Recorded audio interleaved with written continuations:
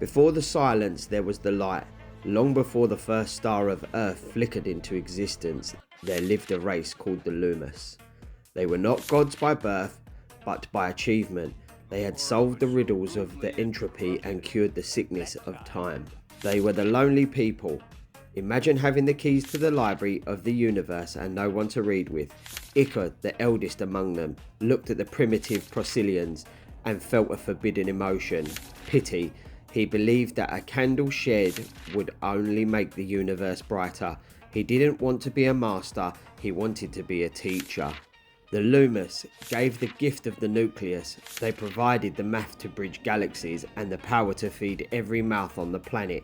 Ikor and his son Uatu watched with pride as the Prosilicans built shimmering towers in a single day. The Lumas left, promising to return when the Prosilicans were ready to join them in the heavens. They thought they had birthed a civilization. In reality, they had handed a loaded weapon to a toddler. When they returned, there were no ships to greet them.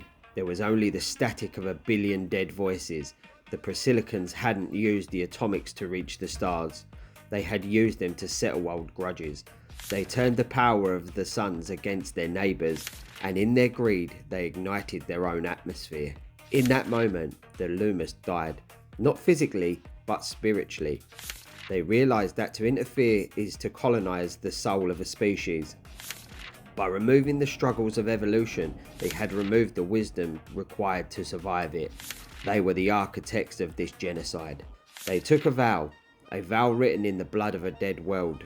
They would never again speak, never again lead, and never again help. They would be the universe's pen, but never its hand. Uatu chose the sector of Earth.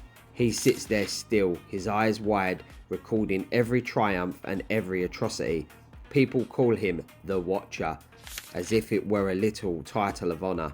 It isn't, it is a sentence.